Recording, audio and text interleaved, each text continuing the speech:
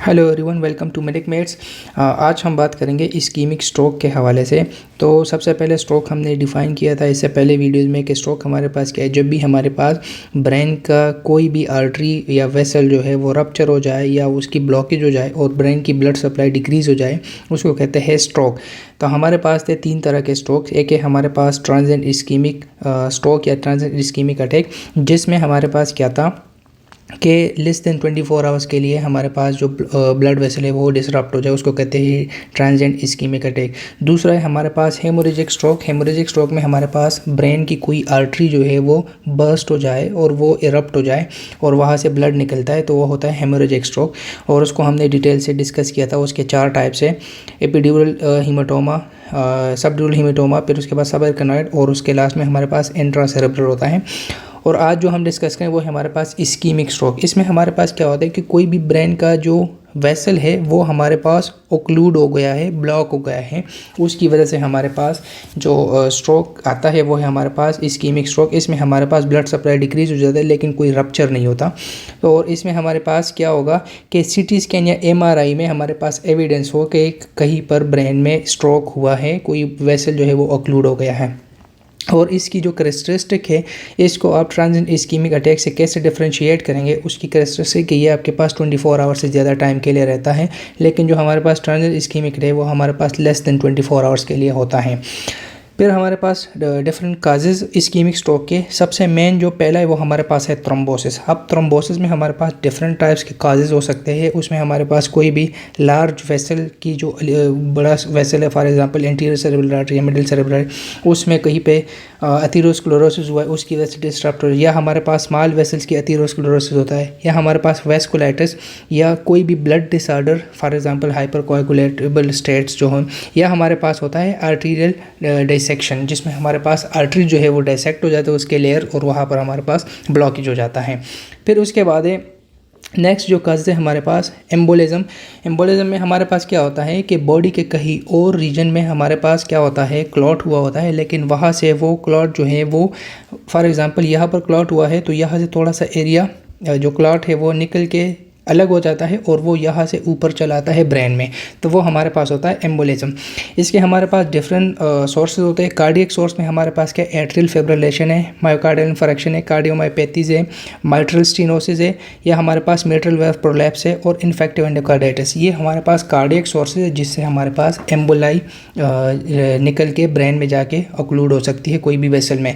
Next है हमारे पास आर्टरियो एम्बोलिक arterial source. इसमें हमारे पास क्या होता है कि हमारे पास ब्लड वेसल में कोई प्लेग बना होता है, वहाँ पे नेक्रोटिक टिश्यू होता है और उस नेक्रोटिक टिश्यू में से कोई छोटा सा पीस निकल के ब्रेन में जाके वहाँ पर उसको कर देता है। और नेक्स्ट है हमारे पास हाइपर कोएगुलेबल स्टेट, जिसमें हमारे पास प्लेटलेट एग्रीगेशन ओवर एक्टिवेट होते हैं। जो हमारे पास क्लॉट फॉर्मेशन वाले सिस्टम है वो बहुत ज़्यादा एक्टिवेट होता है और हार्ट रिकवर क्लॉट बनाता है। तो इसमें हमारे पास क्या क्या है, कैंसर है, ओरल कंट्रासेप्टिव्स है, और हमारे पास एंटी कोआगुलेंट फैक्टर्स की डिफिशिएंसी की वजह से हमारे पास एक कंडीशन आ सकता है। और लास्ट में जो इम्पोर्टेंट है वो है हमारे पास डीप वेन थ्रोम्बोसिस। यहाँ से हमारे पास कोई भी क्लॉट निकल के पैटर्न फोरामेन ओवल के थ्रू वो निकल के ब्रेन में जाके वहाँ पर हमारे पास स्ट्रोक कॉज कर सकता है। इसके बाद है हमारे पास clinical features of ischaemic stroke. अब क्लिनिकल फीचर्स यहाँ पर हमारे पास बहुत फास्ट हैं। इसमें क्या होता है, मेनली हमारे पास क्लिनिकल फीचर जो वो डिपेंड करता है कि कौन सा वेसल हमारे पास ब्रेन में अफेक्ट हुआ है। अब ये हमारे पास वेस्कुलर एनाटॉमी में हमने डिटेल से पढ़ा था। एक दफ़ा ओवरव्यू करते हैं। हमारे पास आता है इंटीरियर साइड पर वर्टेब्रल आर्टरीज, और वर्टेब्रल आर्टरीज दोनों फ्यूज होकर हमारे पास बेसिलर आर्टरी बनाते हैं, फिर यहाँ से पोस्टीरियर सेरेब्रल आर्टरी बनता है, और यहाँ पर हमारे पास इंटरनल कैरोटिड आर्टरी आती है। इंटरनल कैरोटिड आर्टरी के 3 ब्रांचेज होते हैं। एक हमारे पास होता है एंटीरियर सेरेब्रल आर्टरी, और दूसरा है हमारे पास मिडिल सेरेब्रल आर्टरी, और तीसरा हमारे पास है ऑफ्थाल्मिक आर्टरी। तो ये मेन ब्रांचेज है। इसके फिर फर्दर छोटे छोटे ब्रांच है, उन सबको डिटेल से डिस्कस करेंगे और उनके सिम्टम्स को। यहाँ पर हमारे पास मेनली पहला वन जो है वो है हमारे पास एंटीरियर सेरेब्रल आर्टरी की ओक्लूजन से। अब इसके सिम्टम जो है वो हमारे पास क्या उसको डिस्कस करते हैं। सबसे पहले तो ये है कि हमारे पास एंटीरियर सेरेब्रल आर्टरी एसीए की जो ओक्लूजन है वो हमारे पास लेस कॉमन है। इसकी जो सिम्टम्स है वो हमारे पास मेनली क्या है, हमारे पास कॉन्ट्रालैटरल वीकनेस होगा या पैरालिसिस होगा, लेकिन लोअर लिम्ब का। अब ये लोअर लिम्ब का क्यों होगा, लेट्स सपोज ये हमारे पास ब्रेन का एक क्रॉस सेक्शन व्यू है। यहाँ वाला जो यहाँ से लेकर ये वाला एरिया जो है ये हमारे पास सप्लाई होता है एंटीरियर सेरेब्रल आर्टरी, और इससे रिलेटेड ये वाला जो एरिया है लेटरल साइड पर वो हमारे पास मिडिल सेरेब्रल आर्टरी सप्लाई करती है। ये हमारे पास मोटर सप्लाई है, ये हमारे पास सेंसरी सप्लाई है ACA, और ये जो लेटरल साइड है ये हमारे पास है MCA। और अगर एक और कंडीशन, तो यहाँ पर देखिए ये पूरा ब्रेन का मीडियल व्यू है, ये लेटरल व्यू है। पोस्टीरियर सेरेब्रल आर्टरी हमारे पास पोस्टीरियर जो एरिया है मींस कि आपका जो विजुअल कॉर्टेक्स है ज़्यादातर उसको सप्लाई करता है। फिर मिडिल सेरेब्रल आर्टरी आपका टेम्पोरल लोब, फ्रंटल लोब, लेकिन इनका जो लेटरल व्यू है, लेटरल वाला साइड है ये वाला, इसको सप्लाई करता है। और आपका जो इंटीरियर सेरेब्रल आर्टरी वो आपके पास मोस्टली मीडियल पार्ट जो है उसको सप्लाई करता है। तो इनके बेस पे अगर सिम्टम्स को देखें तो हमारे पास क्या है, कॉन्ट्रालैटरल वीकनेस और पैरालिसिस ऑफ लोअर लिम्ब। अब यहाँ पर देखें लोअर लिम्ब हमारे पास क्या है, एंटीरियर सेरेब्रल आर्टरी में आता है। उसके बाद है contralateral sensory loss of lower limb, उसी लोअर लिम्ब का सेंसरी लॉस, क्योंकि आपका जो सेंसरी सेंसेशन है वो भी आपके पास यहाँ से आते हैं। इसके अलावा हमारे पास क्या होगा, यूरिनरी इनकॉन्टिनेंस, क्योंकि यूरिनरी सेंटर आपके पास यहाँ पर होता है। और इसके अलावा इस पेशेंट में क्या होगा, एबोलिया, मीन्स के जो कोई भी काम वगैरह होगा उसके जो मोटिवेशन नहीं होगा, डीमोटिवेटेड होगा। तो ये हमारे पास है इंटीरियर सेरेब्रल आर्टरी के सिम्टम्स, लेकिन मोस्टली क्या है कि ये लेस कॉमन है। इसके बाद हमारे पास नेक्स्ट जो आर्टरी है वो है हमारे पास मिडिल सेरेब्रल आर्टरी की ऑक्लूजन की वजह से। सबसे मोस्ट इम्पॉर्टेंट काम, जब भी हमारे पास कोई स्ट्रोक होता है तो सबसे मोस्ट कॉमन जो वेसल ऑक्लूड होता है वो हमारे पास होता है मिडिल सेरेब्रल आर्टरी MCA। इसके सिम्टम्स हमारे पास क्या है, हमारे पास क्या होगा, contralateral paralysis of upper extremities and face. अब यहाँ पर देखें हमारे पास लोअर लिम्ब और हिप रीजन को छोड़ के जितना भी एरिया है, आपके फेस, आपके हैंड्स, ट्रंक और सारा रीजन जो है वो आपके पास मिडिल सेरेब्रल आर्टरी सप्लाई करता है। तो वो सारे के पैरालिसिस होगा, लेकिन कॉन्ट्रालैटरल होगा। इसके अलावा हमारे पास same contralateral loss of sensory sensation होंगे अपर एक्सट्रीमिटीज़ और फेस से। इसके अलावा हमारे पास क्या होगा, एप्सिलैटरल गेज डिविएशन। गेज हमारे पास जो गेज डिविएशन है हमारे पास हॉरिजॉन्टल, जो यहाँ पर हमारे पास होता है frontal eye feel. Frontal eye feel क्या करता है, राइट साइड वाला जो है वो आइज़ को लेफ्ट साइड पे मूव करता है, और लेफ्ट साइड वाला आइज़ को, लेट सपोज ये आपके पास है दो फ्रंटल आई फील, ये है राइट साइड पे, ये आपके पास है लेफ्ट साइड पर, और ये है आपके पास लेफ्ट आई, और ये है आपके पास राइट आई। अब राइट वाला जो है ये दोनों आइज़ को लेफ़्ट साइड पर उसको मूव करता है, और लेफ़्ट वाले दोनों आइज़ को राइट साइड पर करता है। लेट सपोज अगर आपके पास राइट साइड पर जो आर्टरी है उसकी ऑक्लूजन होगी और आपके पास राइट फ्रंटल आई फील काम नहीं करेगा, तो लेफ़्ट वाला जो है ये आपके पास डोमिनेट हो जाएगा, तो आपके दोनों आइज़ जो है वो राइट साइड पर जाएंगे, मीन्स कि जहाँ पर लीजन हुआ है उस साइड पर जाएंगे। तो इसको कहते हैं एप्सिलैटरल गेज डिविएशन। इसके बाद आपके पास नेक्स्ट जो सिम्टम है आपके पास कॉन्ट्रालैटरल होमोनिस्मस हेमिनोप्सिया, ये आपके पास विजन से रिलेटेड है। फिर आपके पास है ब्रोकॉज एफेजिया, मीन्स आपके पास जो बोलना है उसको कम कर।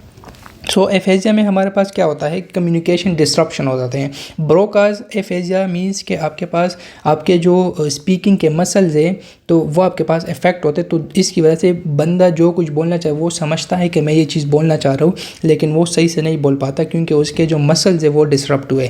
और दूसरा हमारे पास है वर्निकी एफेजिया। वर्निकी में ये होता है कि बंदा जो है वो सही से बोल पाता है, वो फ्लुएंटली बोल पाता है, लेकिन वो कंप्रहेंस नहीं कर पाता कि मैं क्या बोलना चाह रहा हूँ या क्या मुझे बोलना चाहिए, तो वो हमारे पास होता है वर्निकी एफेजिया में। इसके अलावा हमारे पास नेक्स्ट है एपरेक्सिया। सो एपरेक्सिया में हमारे पास जब आप किसी पेशेंट को कहते हैं कि आप ये काम करें वो काम करें, तो आपके पास अनरिस्पॉन्सिव होगा और वो मतलब नहीं कर पाएगा कोई भी काम जब आप उसको कुछ बोलते हो, तो वो होता है एपरेक्सिया। और हेमी नेग्लेक्ट, वो आपके पास एक साइड को, बॉडी का एक साइड को बिल्कुल नेग्लेक्ट करता है, मतलब वो समझता है कि जैसे लेट सपोज अगर राइट साइड पे है तो वो लेफ्ट साइड को बिल्कुल अपने बॉडी का पार्ट समझता है नहीं, हेमी नेग्लेक्ट होता है उसको। तो ये हमारे पास थे मिडिल सेरेब्रल आर्टरी के सिम्टम्स, और मैंने आपको बताया था कि ये आपके पास है मोस्ट कॉमन। 5 स्टार इसको हमने दे दिए। नेक्स्ट है हमारे पास जो आर्टरी ऑक्लूड होते हैं वो है हमारे पास इंटरनल कैरोटिड आर्टरी। यहाँ पर हमारे पास इंटरनल कैरोटिड आर्टरी जब ऊपर आके यहाँ से वो बनाती हैं branches, interior cerebral artery, middle cerebral artery और आपके पास ऑफ्थाल्मिक आर्टरी। तो अगर उसका मेन ब्रांच जो है वो ऑक्लूड होगा तो उसके सिम्टम्स क्या होंगे? इसके सिम्टम्स में आपके पास क्या होगा कि आपका इंटीरियर सेरेब्रल आर्टरी और मिडिल सेरेब्रल आर्टरी, इनमें जितने भी सिम्टम हैं उन दोनों को कंबाइन कर लो और उसके साथ आपका होगा एम्यूरेसिस फ्यूगैस। सो एम्यूरेसिस फ्यूगैस में हमारे पास क्या होगा कि एक शॉर्ट टाइम के लिए, ट्रांजिएंट टाइम के लिए हमारे पास विजुअल लॉस होता है। तो ये हमारे पास इंटरनल कैरोटिड आर्टरी के एक्लूजन के सिम्टम्स है। फिर उसके बाद है नेक्स्ट जो मेजर आर्टरी है हमारे पास, वो है हमारे पास posterior cerebral artery occlusion. Posterior cerebral artery जब आपके बेसिलर आर्टरी है, जब ये आपके पास बफ्रिकेट होकर दो आर्टरीज बनाते हैं तो ये आपके पास है पोस्टीरियर सेरेब्रल आर्टरी। और ये आपके पास कहाँ सप्लाई करता है? आपका पोस्टीरियर जो रीजन है मेनली ऑक्सीपिटल लोब और साथ में कुछ पैराइटल लोब और टेम्पोरल लोब, तो उसको सप्लाई करते हैं। अब इसके जो सिम्टम्स है उसमें हमारे पास ज़्यादातर वे विजन से रिलेटेड है। होमोनस्मस हेमिनोपिया होगा, कॉर्टिकल ब्लाइंडनेस होगी और इसके अलावा इस पेशेंट को जो नेक्स्ट सिम्टम वो है आपके पास नेक्स्ट आपके पास इसमें क्या होगा? कॉन्ट्रालेटरल हेमी बॉडी पेन, इसको थैलेमिक पेन भी कहते हैं और सबसे शार्प पेन होता है थैलेमिक पेन। तो ये आपके पास इंपॉर्टेंट याद है। और इसके अलावा एमनीजिया, एमनीजिया मींस मेमोरी की लॉस ऑफ मेमोरी, एमनीजिया। सो ये हमारे पास थे पोस्टीरियर सेरेब्रल आर्टरी के सिम्टम्स। नेक्स्ट है हमारे पास लुकनर एन्फारेक्स, या हमारे पास जो स्मॉल डीप वेसल है जिसको कहते हैं लेंटिकुलोस्ट्रेट आर्टरीज, उसकी ऑक्लूजन में हमारे पास क्या होगा? अब ये हमारे पास जो लुकनर आर्टरीज है ये हमारे पास मेनली हमारा जो इंटरनल स्ट्रक्चर्स है, लेट सपोज हमारे पास है लेंटिफॉर्म न्यूक्लियस है, हमारे पास कॉर्डेट न्यूक्लियस है जो बेसल गैंग्लिया के स्ट्रक्चर्स है, और उसके साथ साथ हमारे पास इंटरनल कैप्सूल होता है। और इंटरनल कैप्सूल में हमारे पास जो सेंसरी और मोटर फाइबर्स है वो थैलेमस से ऊपर सेरेब्रल कॉर्टेक्स में जाते हैं और सेरेब्रल कॉर्टेक्स मोटर फाइबर नीचे आते हैं। तो वो सारे फाइबर्स है। तो इसके सिम्टम जो है वो हमारे पास आइदर प्योर मोटर स्ट्रोक होगा, अगर हमारे पास सिर्फ और सिर्फ मोटर फाइबर्स इफेक्ट हुए हैं तो प्योर मोटर स्ट्रोक होगा, या हमारे पास प्योर सेंसरी स्ट्रोक होगा अगर सिर्फ सेंसरी फाइबर्स इफेक्ट हुए, या हमारे पास मिक्स्ड भी होगा, अगर सारे आर्टरीज जो है वो डिस्टर्ब हुए तो फिर हमारे पास मिक्स होगा। और इसके अलावा हमारे पास क्या होगा? एटेक्सिक हेमीपेरेसिस, एटेक्सिया मींस के लॉस ऑफ कोऑर्डिनेशन होगा एक साइड पर। और हमारे पास होगा डिसैथरी मीन स्पीकिंग में डिफ़िकल्टी होगी इस बंदे को। इसके बाद हमारे पास नेक्स्ट जो आर्टरी है, अब हम आएंगे जो ब्रेन स्टेम के रीजन पर है। मेनली हमारे पास सेरेब्रल कॉर्टेक्स के जो आर्टरीज है वो हो गए। अब ब्रेन स्टेम के आर्टरीज में भी ऑक्लूजन हो सकती है। तो उसमें हमारे पास सबसे जो मेजर आर्टरी है वो हमारे पास है बेसिलर आर्टरी, जो हमारे पास दोनों वर्टेब्रल आर्टरी के फ्यूजन से बनता है। ये है हमारे पास बेसिलर आर्टरी। अब बेसिलर आर्टरी जब ऑक्लूड होते हैं तो इसको कहते हैं एक लॉक्ड इन सिंड्रोम भी, क्योंकि पेशेंट से बिल्कुल लॉक्ड होता है। अब वो क्यों होता है? उसमें ये होता है हमारे पास हॉरिजॉन्टल आई मूवमेंट जो है उसकी लॉस होती है। इसके अलावा हमारे पास क्वाड्रिप्लीजिया होता है, क्योंकि यहाँ पर आपके पास जो कॉर्टिकोस्पाइनल ट्रैक के फाइबर नीचे जा रहे हैं वो सारे के सारे इफेक्ट हो, उसकी वजह से क्वाड्रिप्लीजिया होता है। इसके अलावा और क्या होगा? इसमें हमारे पास जो वॉलंटरी फेशियल मूवमेंट्स हैं माउथ के और टंग मूवमेंट से, वो भी सारे इफेक्ट होंगे। सो पेशेंट जो है वो बिल्कुल ज़िंदा रहेगा लेकिन बिल्कुल हिल नहीं पाएगा, वो बिल्कुल लॉक्ड होता है। तो इसको कहते हैं बेसिलर आर्टरी ओक्लूजन को लॉक्ड इन सिंड्रोम भी कहते हैं। नेक्स्ट हमारे पास जो आर्टरी है वो है हमारे पास एंटीरियर इन्फीरियर सेरेबेलर आर्टरी है। हमारे पास बेसिलर आर्टरी जैसे ही बनती है उसके एक साइड पर यहाँ पर हमारे पास जो आर्टरी बन रही है ये वाला, ये है हमारे पास एंटीरियर इन्फीरियर सेरेबेलर आर्टरी, आइका इसको कहते हैं। और ये हमारे पास सप्लाई करता है लेटरल साइड ऑफ पोन्स को और सेरेबेलम को। तो इसको लेटरल पोन्स या लेटरल पोन्टाइन सिंड्रोम भी कहते हैं। अब इसके जो सिम्टम्स है वो हमारे पास है एप्सिलेटरल फेशियल वीकनेस होगा, ठीक हो गया, क्योंकि यहाँ पर हमारे पास फेशियल न्यूक्लियस होता है, प्लस हमारे पास लैक्रिमेशन जो होगा वो डिक्रीज़ हो जाएगा, सेलिवेशन भी डिक्रीज हो जाएगा, और taste from interior to tongue भी, क्योंकि ये हमारे पास 7 क्रेनियल नर्व के फाइबर्स हैं। तो अगर ये हमारे पास इफेक्ट हुए 7 क्रेनियल नर्व तो हमारे पास ये सारे सिम्टम्स होंगे। हमारे पास 8 क्रेनियल नर्व इनफेक्ट यहाँ पर हमारे पास लेटरल साइड पर पोन्स में यहाँ पर 8 क्रेनियल नर्व होता है। तो उसके रिजल्ट में हमारे पास क्या होगा? वॉमिटिंग होगा, वर्टिगो होगा और नस्टिगमस होगा। इसके अलावा हमारे पास फाइबर्स जो ऊपर आ रहे हैं आपके पास, उसमें हमारे पास क्या होगा? पेन डिक्रीज़ हो जाएगा, टेम्परेचर सेंसेशन डिक्रीज हो जाएगा, लेकिन ये हमारे पास होगा कॉन्ट्रोलैटरल साइड ऑफ द बॉडी और एप्सिलेटरल फेस। एप्सिलेटरल फेस इसलिए हो क्योंकि जो न्यूक्लियाई है वहाँ से फिर सेम साइड पर है, लेकिन कॉन्ट्रोलैटरल आपके पास मिड्यूला के लेवल पर जितने भी फाइबर लेफ्ट साइड से आ रहे हैं तो वो राइट साइड पर चले जाते हैं, और राइट साइड जो वो लेफ्ट साइड पर। तो पोन्स के रीजन पर वो क्रॉस्ड फाइबर्स होते हैं, तो उसमें कॉन्ट्रोलैटरल हमारे पास फाइबर्स होंगे। नेक्स्ट हमारे पास होगा एप्सिलेटरल हॉर्नर सिंड्रोम। हॉर्नर सिंड्रोम में हमारे पास क्या होता है? पोटोसिस होता है, मेयोसिस होता है और एनहाइड्रोसिस होते हैं।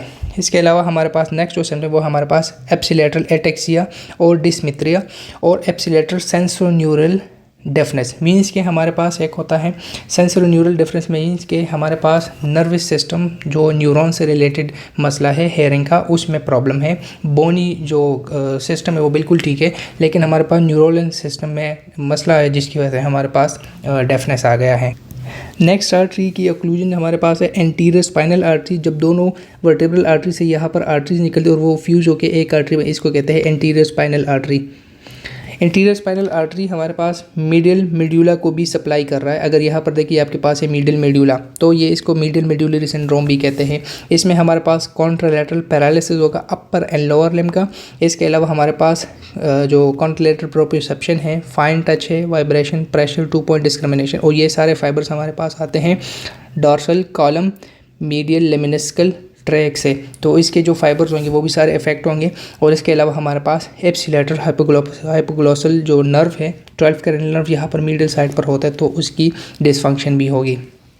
नेक्स्ट हमारे पास जो लास्ट आर्टरी है उसकी ऑक्लूजन ब्रेन में स्ट्रोक के काज में वो है हमारे पास पोस्टीरियर इंफीरियर सेरेब्रल आर्टरी। ये हमारे पास है PICA पाइका, और ये हमारे पास लेटरल मेडुला को सप्लाई कर और साथ में आपका सेरेबेलम को, तो इसको लेटरल मेडुलरी सिंड्रोम भी कहते हैं। इसमें हमारे पास जो सिम्टम्स होंगे उसमें हमारे पास है dysphagia, difficulty in solving, hoarseness क्योंकि आपके पास 9 क्रैनियल लेटरल साइड पर होता है और आपके पास 10 क्रैनियल नर्व भी हैं, डिस्फोनिया और decrease gag reflex and hiccups. इसके अलावा आपके पास और जो कंडीशन है वो आपके पास वॉमिटिंग, वर्टिगो, नेस्टेगमस यहाँ पर भी होगा। इसके अलावा decrease pain and temperature sensation from contralateral body and ipsilateral face, वो भी यहाँ पर होगा, और ipsilateral Horner syndrome and ipsilateral ataxia and dysmetria. तो ये आपके पास सारे क्लिनिकल फीचर्स है डिफरेंट आर्टरीज़ के ऑक्लूजन की वजह से। तो जब भी आपके पास कोई भी स्ट्रोक होगा तो उसके क्लिनिकल फीचर्स को देखने के लिए आपको एक स्पेसिफिक आर्टरी को पकड़ना है और फिर उसके ही सिम्टम्स आपको शो होंगे। तो इसके बाद है हमारे पास नेक्स्ट है डायग्नोसिस ऑफ स्ट्रोक। तो डायग्नोसिस में हमारे पास सबसे पहले सिटी स्कैन है, लेकिन सिटी स्कैन में ये है कि जो अप टू 12 आवर्स तक होता है उसमें हमारे पास इन्फ्रैक्शन विजिबल नहीं होता। तो मोस्ट कॉमनली MRI जो है उसमें हमारे पास विजिबल होता है, MRI मोस्ट कॉमन है। इसके अलावा कैरोटिड डुपलर से भी आप कर सकते हैं डायग्नोसिस। और जो इम्पोर्टेंट है, सबसे अच्छा है, वो हमारे पास है मैग्नेटिक रेजोनेंस एंजियोग्राफी, जिसमें हम वेसल्स को देखते हैं। तो इस पे हमारे पास वो सिटी स्कैन में हम क्या करते हैं कि इसमें हमें पता चल जाता है, डिफ्रेंशिएट करें कि आया ये इस्कीमिक स्ट्रोक है या हमारे पास है हेमोरेजिक स्ट्रोक। तो इस पे हम डिफ्रेंशिएट कर सकें। अगर हेमोरेजिक स्ट्रोक हो तो उसकी मैनेजमेंट अलग है, इस्कीमिक स्ट्रोक हो तो उसकी मैनेजमेंट अलग है। फिर उसके बाद हमारे पास अगर हमारे पास रिस्क फैक्टर्स को देखने के लिए, उसको मेजर करने के लिए कि आया इस पेशेंट में जो रिस्क फैक्टर क्या वो इस्कीमिक स्ट्रोक के काज में है, तो उसमें आप ब्लड शुगर चेक कर सकते हैं, डायबिटीज़ वगैरह में, एथेरोस्क्लेरोसिस प्लेक वगैरह, कोलेस्ट्रॉल लेवल चेक कर सकते हैं। हार्ट की फंक्शन के लिए ECG इको कर सकते हैं। प्रोटीन्स आपके ब्लड में जो है प्रोटीन C और प्रोटीन S को चेक करें, और एंटी थ्रोम्बिन जो आपके प्लेटलेट्स का एंटी कोआगुबल फैक्टर है उनको चेक करने के लिए। तो ये आप सारे रिस्क फैक्टर को कर सकते हैं। फिर उसके बाद हमारे पास मैनेजमेंट ऑफ स्ट्रोक। अब स्ट्रोक के मैनेजमेंट में हमारे पास दो चीज़ें हैं कि हमारे पास जनरल मेजर जिसमें हम जनरल केयरिंग नर्सिंग करते हैं पेशेंट की, और एक है हमारे पास स्पेसिफिक मेजर। जनरल मेजर में सबसे पहले हमने पेशेंट की बिल्कुल केयरफुल नर्सिंग करनी है, उसकी एयरवे को मेंटेन रखना है। हमारे पास जब भी कोई भी पेशेंट आता है ब्रेन वगैरह का या स्ट्रोक का या किसी भी इंजरी का, तो हम सबसे पहले ABC करते हैं, एयरवे ब्रीथिंग सर्कुलेशन को मेंटेन करते हैं, उसको सिक्योर करते हैं। फिर उसके बाद बाकी सारे का, क्योंकि जब वो ज़िंदा रहेगा उसके बाद फिर आप उसकी सारी ट्रीटमेंट कर लोगे, लेकिन अगर वो मर गए फिर आप उसकी बाकी ट्रीटमेंट कैसे करोगे। तो सबसे पहले ABC को चेक करना है। इसके अलावा फ्लूइड बैलेंस को मेंटेन रखना है, न्यूट्रिशन को साथ में बिल्कुल ठीक रखना है, और ब्लैडर की केयर करने है, और बाउल की, क्योंकि आपके पास जब urinary incontinence of the bladder बिल्कुल डिस्टर्ब हो जाते हैं न्यूरल कनेक्शन से। इसके अलावा हाई केयर और फिजियोथेरेपी, ये पेशेंट के जनरल मेजर्स आते हैं स्ट्रोक के। इसके अलावा स्पेसिफिक मेजर्स हमारे पास क्या हैं? स्पेसिफिक मेजर में हम IV टिश्यू प्लाज्मिनोजन एक्टिवेटर देते हैं, जो हमारे पास प्लेक वगैरह बना होता है या कोई भी ऑक्लूजन हो उसको वो डिस्टर्ब करता है, डिज़ोल्व कर लेता है। तो इसको हम विदिन 3 आवर्स देंगे जब हमारे पास सिम्टम्स के ऑनसेट के 3 आवर्स के, लेकिन ये हमारे पास 18 ईयर्स ओल्ड से ज़्यादा जो पेशेंट है उनको देते हैं। और इसमें हमारे पास एक कंडीशन ये है कि सबसे पहले हमने CT स्कैन में रूल आउट करना है कि आया ये सबएरेकनाइड हैमरेज या इंट्रासेरेब्रल हैमरेज तो नहीं, मतलब कोई भी हैमरेज तो नहीं। अगर आपके पास हैमरेज हो फिर आपने ये नहीं देना, क्योंकि ये और भी जो ब्लड है उसको थिन कर लेगा। तो इसलिए हमने इसको सिर्फ़ और सिर्फ उस केस में देना है जब हमारे पास इस्कीमिक स्ट्रोक होगा। कोई भी हेमोरेजिक स्ट्रोक हो तब इसमें हमने टिश्यू प्लाज्मोलॉजी एक्टिवेटर नहीं देखना। इसके अलावा हमारे पास सर्जिकल हम क्या उस वेसल को, उसमें जो मसला है उसको रिजॉल्व करने के लिए हम इंटरनल कैरोटिड एंटरेक्टमी करते हैं और उसमें हम पेशेंट की जो प्लेक वगैरह बना उसको रिमूव कर लेते हैं।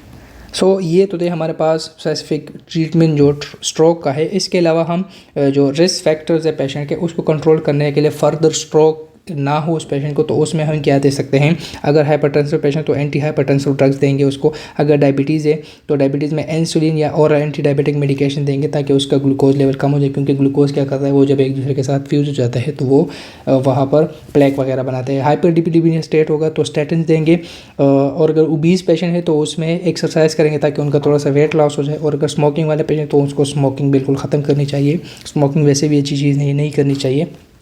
नेक्स्ट है हमारे पास एंटी प्लेटलेट थेरेपी, एस्पिरिन, क्लोपिड्रोजेल देंगे, और हमारे पास एंटी कोआगुलेंट्स देंगे अगर हमारे पास कोई भी एम्बोलिक सोर्स होगा। एंटी कोआगुलेंट तब देंगे जब कोई एम्बोलिक सोर्स होगा, तो उसमें हमारे पास सोर्स वो कौन कौन से सोर्स वो जो हमने पहले डिस्कस किया, एट्रियल फाइब्रिलेशन, लेफ्ट एट्रियम और ventricular thrombus, mechanical heart fail और हाइपर कोआगुलेबल डिसऑर्डर्स। और इसमें हम वारफरिन और डायरेक्ट और एंटी कोआगुलेंट दे सकते हैं। और हमारे पास अगर कहीं पे एडिमा है या इंट्राक्रैनियल प्रेशर जो है उसको ट्रीट करने के लिए मैनिटोल, डेक्सामेथासोन और क्रेनियोटमी कर सकते हैं। तो ये हमारे पास रिस्क फैक्टर्स की मेंटेनेंस है और ये हमारे पास था ट्रीटमेंट। ये था हमारे पास डिटेल स्ट्रोक का और स्ट्रोक के सिम्टम्स का। तो जब भी आपके पास कोई भी पेशेंट आएगा स्ट्रोक का, तो सबसे पहले आपने उसके काजेज़ को फाइंड करने हैं और फिर उसके बाद क्या करना है कि उसके सिम्टम जो आपके पास बेस होंगे किसी भी स्पेसिफिक वेसल के, और फिर उसके बाद डायग्नोसिस और ट्रीटमेंट। आई होप आपको इस्कीमिक स्ट्रोक में अब कोई भी मसला नहीं होगा। अगर आपको फिर भी इसमें कहीं पे कोई मसला है, कहीं समझ नहीं आ रही है, तो आप मुझसे पूछ सकते हैं। Thank you so much.